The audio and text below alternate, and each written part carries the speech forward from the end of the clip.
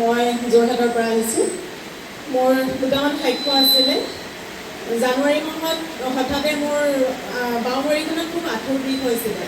ইমানেই বিষ হৈছিলে মই মানে ভৰিখন কোচাবও নোৱাৰোঁ, মোৰ আঙুলিকেইটাও বেকা কৰিব নোৱাৰোঁ।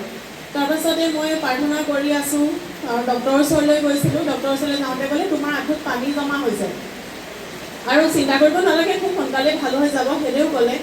তাৰপাছত ডক্টৰজনো মোক এনেকুৱা এজন ডক্টৰৰ ওচৰলৈ ঈশ্বৰে লৈ গ'ল।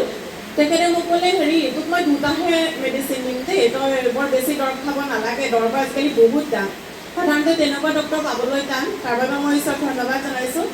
দৰৱো খাই আছোঁ, কিন্তু মোৰ ইমান এটা বিষ কমা নাছিলে। এদিন মই খুব পিতাইলৈ মনত পেলাই প্ৰাৰ্থনা কৰি আছোঁ, পিতাই মই ক'ৰবাত ভুল কৰিছোঁ চাগে, যাৰ বাবে মোৰ এনেকুৱা হৈছে। কাহানি মোৰ ভৰি বিষ হোৱা নাছিলে। তাৰ দুদিনৰ পিছত পিতাই মোক দৰ্শন দিলে। ইয়াতে বহি থকা নিচিনাকৈ মই তেখেতক দেখা পালোঁ। পিছদিনাখনৰ পৰা ক্ৰমান্বয়ে মোৰ ভৰি বিষ কমি আহিলে, কিন্তু মই তলত বহিব পৰা নাছিলোঁ। মোৰ নিজৰ যিখিনি তলত বহি কৰিবলগীয়া কাম মই কৰিব পৰা নাছিলোঁ। আৰু পৰহিৰ পৰা মই ইয়াত যি লঘোণ দিছোঁ, কালি আৰু পৰহি 2টা দিন মই ধুনীয়াকৈ তলত এবেটা কাঢ়ি বহি মই ঈশ্বৰৰ ওচৰত প্ৰাৰ্থনা কৰিব পাৰিছোঁ।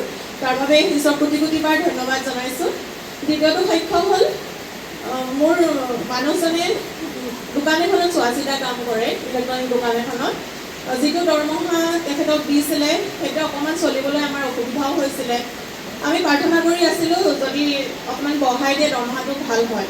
আৰু কি হ'ল, যেতিয়া আমি দশম ভাগ ইয়ালৈ আগবঢ়াইছিলোঁ, আমি জনা নাছিলোঁ কেনেকৈ আগবঢ়াব লাগে। দীপেন দাই এদিন মানুহজনক জনাই দিলে যে তুমি এনেকৈ দিবা। তাৰপিছত আমি তেনেকৈ দিবলৈ ল'লোঁ।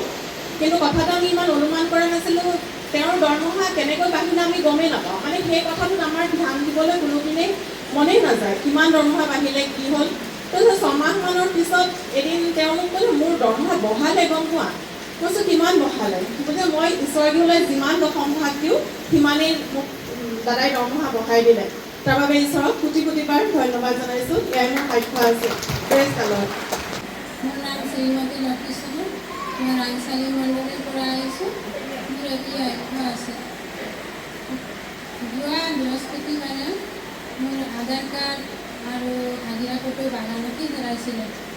মই বিচাৰি 2 দিন ধৰি নাপালোঁ। তাৰপিছত মই শুকুৰবাৰ দিনাখন আহি প্ৰাৰ্থনা কৰিলোঁ, প্ৰভু মোৰ আধাৰ কাৰ্ডখন নাই পোৱা, মই ইমান বিচাৰিলোঁ 2 দিন ধৰি।